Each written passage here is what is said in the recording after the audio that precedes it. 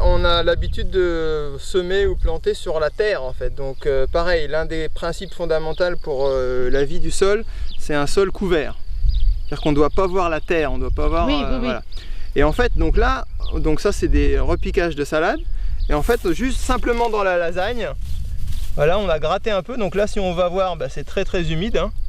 Donc en fait c'est un peu une éponge en même temps. En fait ça garde la fraîcheur l'été et ça garde la chaleur l'hiver. C'est un peu ça, effectivement, peu ça, ça va un peu compenser les écarts. Et donc en fait on va juste mettre un peu de terre quand même pour que les racines elles soient collées, elles aient de la matière.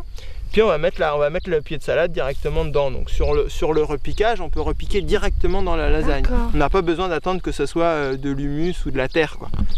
Et puis voilà, ça se passe bien, quoi. Donc là, les racines après vont sortir de la terre, elles vont aller dans la lasagne et puis ça va se nourrir tranquillement, quoi. Il n'y a pas de souci. Donc on est parti. Donc on a déterminé une zone là, potagère 400 m². Donc on a fait un simple grattage à un outil agricole pour décompacter un petit peu. Et puis par-dessus, on va ramener toute la matière organique qui va permettre de recréer un sol vivant fertile en fait.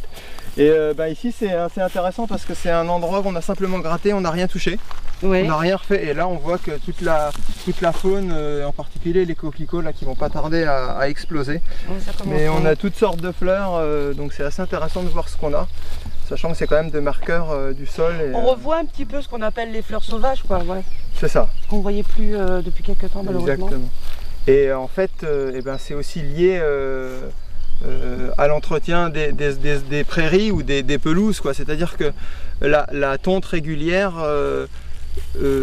permet seulement le développement des plantes qui ne se multiplient pas par graines, puisqu'on tond régulièrement. Donc tout ce qui va avoir besoin de monter à graines pour se multiplier, ça ne va pas se multiplier.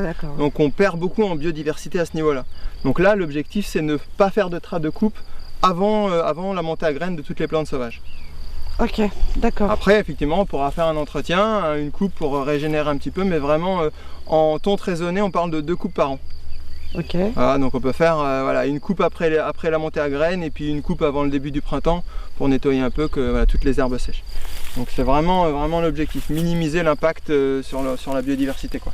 Et la laisser revivre et puis l'accompagner aussi à se réinstaller, quoi. Parce que si on attend que ça se remette en place sans rien faire, ça va pas suffire. Et quand vous dites l'accompagner pour qu'elle elle puisse revivre, entre guillemets, ça veut dire quoi? Ça veut dire que par exemple il va falloir qu'on fasse de la réimplantation.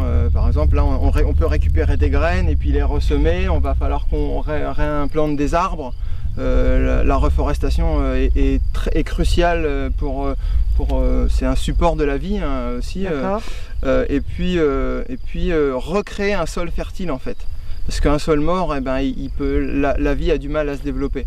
Et toute cette végétation a du mal à s'installer. Donc en fait, on parle souvent de sols qui sont usés par le ravinement, par la surexploitation. Et donc on a besoin de régénérer, de rapporter de la matière organique en fait, c'est vraiment ça.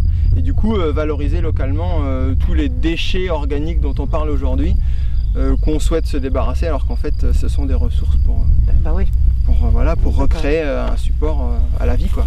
On pourrait imaginer que les rencontres permacoles soient accueillies par d'autres associations dans un cycle organisé par Cellula, mais voilà, on pourrait avoir, je sais pas, un thème dans un village, un thème dans un autre. Ça permet aussi un peu de faciliter l'accès à ces rencontres-là.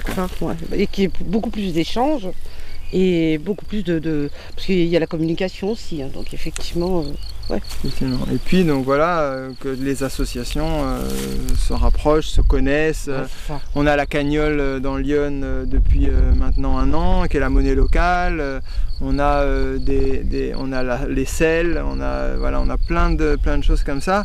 Et si on se réunissait, qu'est-ce qu'on pourrait faire, quoi, pour finalement qu'il y ait plus de personnes qui en aient la connaissance, qui puissent en faire l'expérience, qui puissent comprendre et puis faciliter l'accessibilité à ça, quoi, parce que je pense, à partir du moment où on pense que ça va dans le bon sens, quoi.